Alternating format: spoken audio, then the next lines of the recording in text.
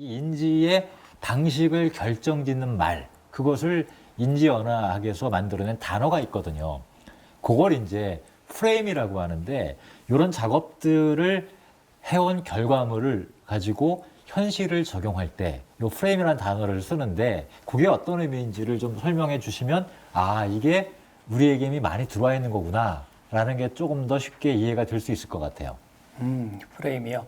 프레임은 그냥 쉽게 설명하면 저는 제가 이해한 바로는 그냥 패턴이라고 보시면 될 것 같습니다. 반복되는 거죠. 반복되면 그 관념이 고정되는, 픽스되는 거죠. 하나로 고정이 되면 하나의 프레임이 되어서 항상 그 방식으로 쓰게 되는 건데, 근데 이걸 벗어나기가 어려운 건 우리가 경로 의존성이라는 심리학 용어가 있는데요.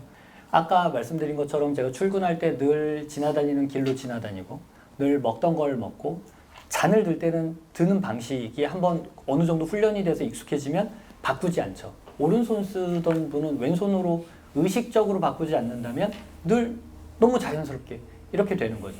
그래서 대표적인 예가 경로 의존성을 얘기할 때는 여러분들 그 타이핑 하실 때 그 타자 있잖아요. 거기에 쿼티 자판 배열이라고 하죠. 그래서 순서가 Q, W, E, R, T, Y 이렇게 해서 돼 있을 겁니다. 그게 원래는 예전 타자기 칠 때 이렇게 탁탁탁탁 이렇게 되잖아요, 종이를.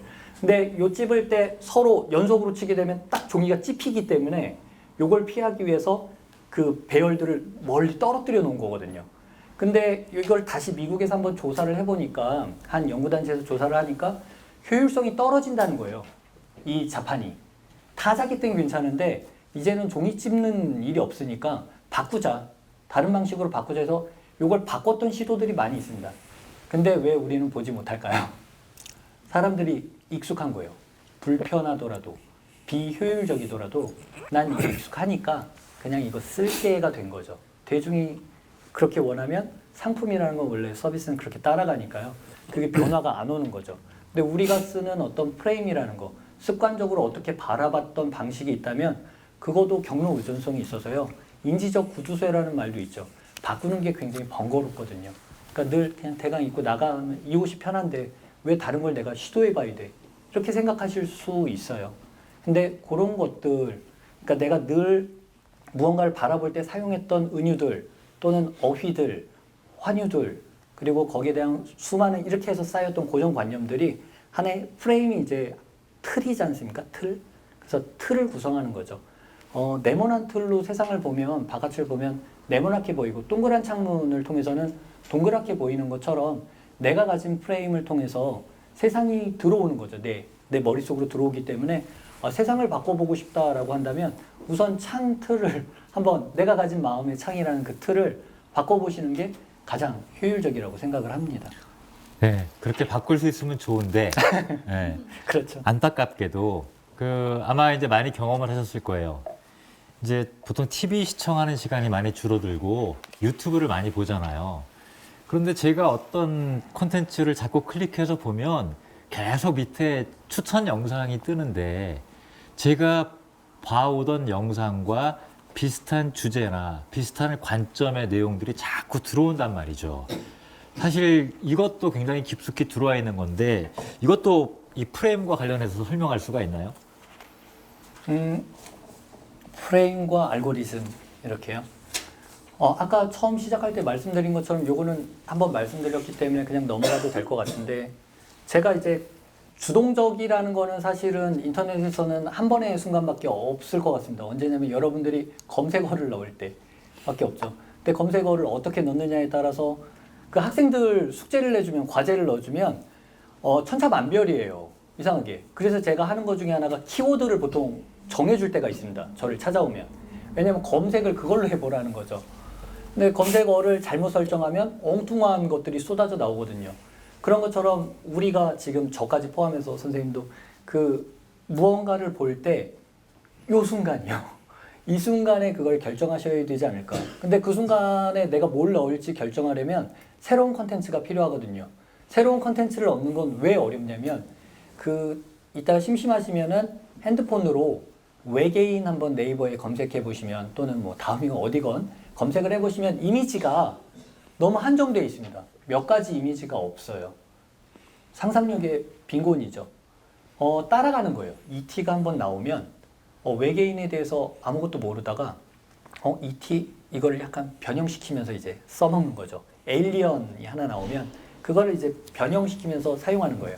웹툰 작가 중에 가끔 식물이 막 외계인 모습으로 꽃이 막 걸어다니거나 아니면 특이한 경우들, 인어가 막 위에가 물고기고 밑에가 다리가 있고 뭐 이런 경우들이 있는데 이것도 사실 보면 결국에는 기존에 갖고 있는 것들을 살짝 변형시킨 거지 완전히 새롭지는 않죠.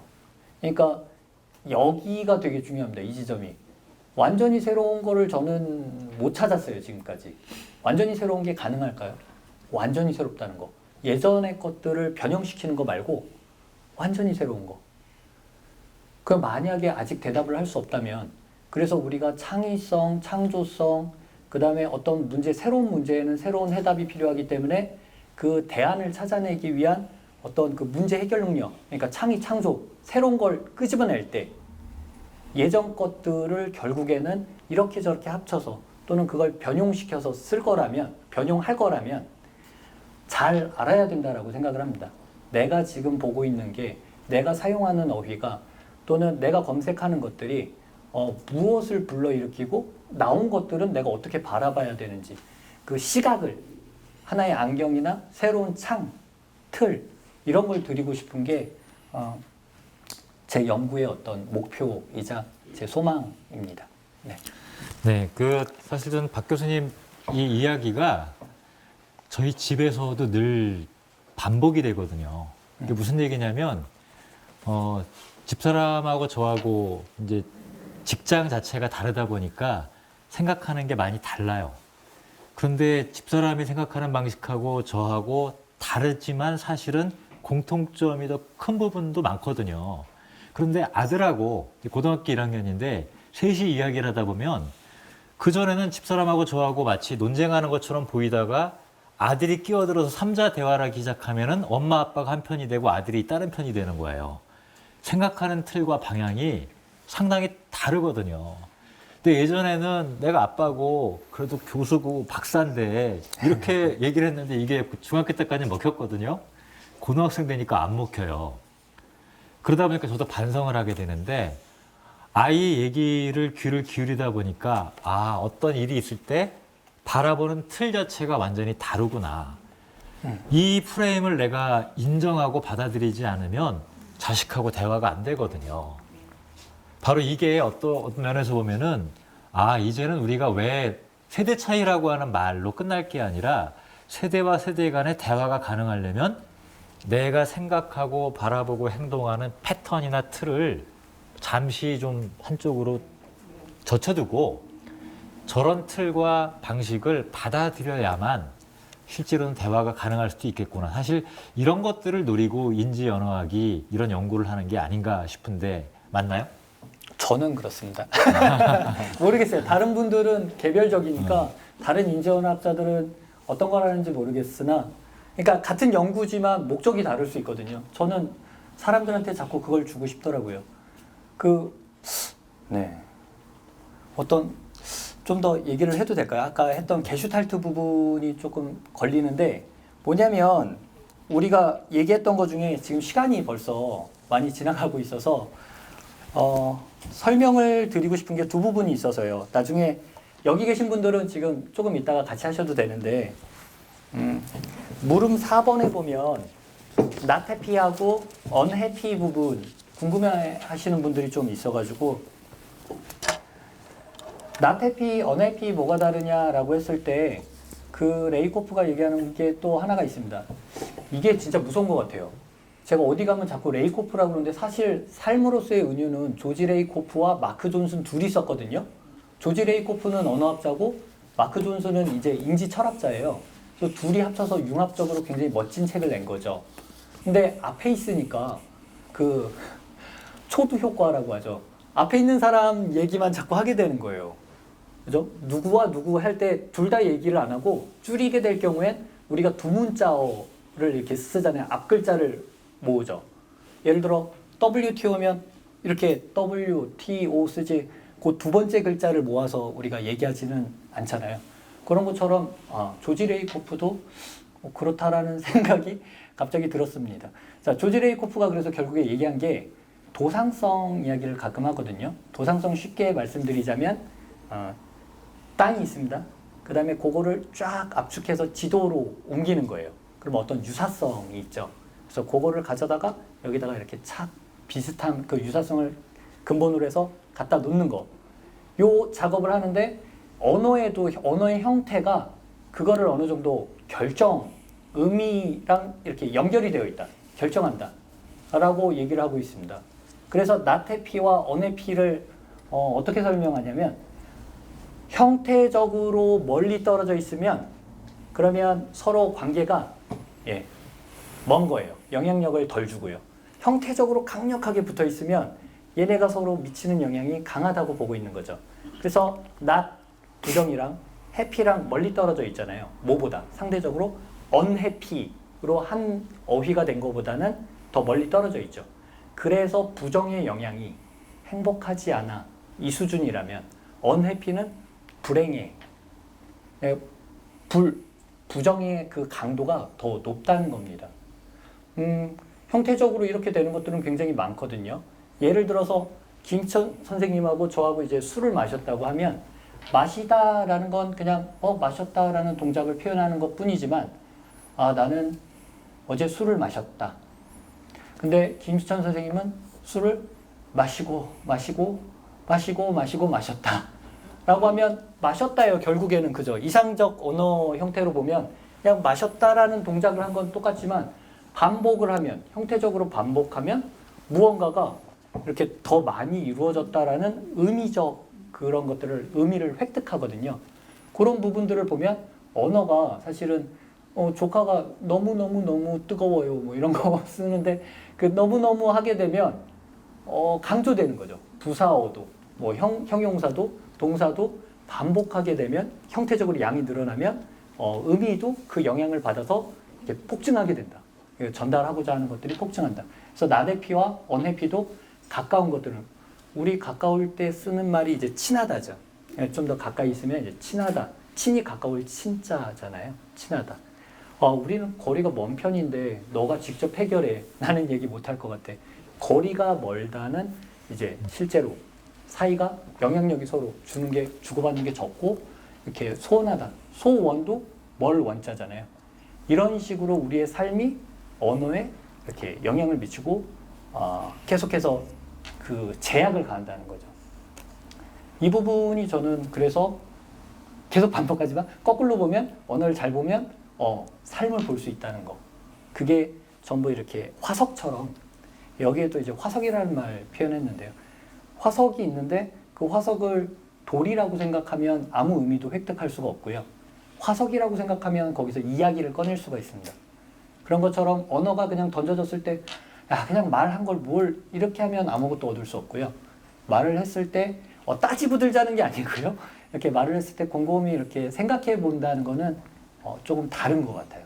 같은 현상을 다르게 바라본다는 건 세상이 변하게 할 수 있는 가장 시작 지점이라고 저는 생각하고 있습니다. 네. 자, 시간도 꽤 됐는데 제가 사실 되게 놀라운 거는 이제 플로어에 계신 분들의 질문도 받고 이 온라인상의 질문도 받고 해서 질문을 이제 받는 시간인데 제가 2가지 질문을 받았어요. 근데 제가 생각했던 것과 상당히 유사한 질문을 하셔가지고 일단 상당히 왜냐하면 제가 뭘 여쭤보고 싶었냐면 네. 이 박 교수님 얘기를 듣다 보니까 결국 내가 쓰는 말이라고 하는 게 내 삶을 드러내는 표현이라고 한다면 내가 쓰는 단어들을 좀 바꿈으로써 내가 생각하고 말하고 행동하는 방식도 바꿀 수 있지 않을까 이런 생각을 했고 질문을 드리려고 했거든요. 그랬더니 김영식 선생님께서 이름까지 밝혀주셨네요. 그런 비슷한 질문을 하셨어요. 읽어드릴게요. 어떤 사람을 알려면 그 사람이 자주 쓰는 언어가 무엇인지 알아야 한다라고 말씀하셨는데 그 사람의 습관을 바꾸려고 자주 쓰는 언어에 브레이크를 걸어주고 새로운 언어를 바꿔주려는 시도를 얼마나 해야 하는지요. 얘까지 들어주셨어요. 기저질환, 이게 전문 용어인데 네. 평소 앓고 있는 병, 이게 쉬운 말이다. 이건 이제 같은 걸 지칭하는 다른 말인데 요거를 자기 자신에게도 적용할 수 있지 않을까라고 하는 게 제 질문이었는데 일단 요 김영식 선생님의 질문은 이렇게 새로운 언어로 바꿔주려는 시도를 얼마나 해야 하는지. 남을요? 남을 바꾸는 건가요? 그렇겠죠. 그 사람의 습관을 바꾸려면이라고 하셨으니까. 저는 이렇게 말씀드리고 싶은 게 이거 갑자기 증문즉설 뭐 이런 느낌. 저는 남은 크게 기대를 안 합니다. 그러니까 남은 바꾸기가 좀 어려운 것 같고요. 저는 항상 저부터 시작을 하긴 하는데 도움을 주고 싶고 좋은 의미에서 하시는 거니까 만약에 이야기를 하자면 이렇습니다. 미국에서 이제 미국 요즘 그 선거 때문에 많이들 관심이 가시죠.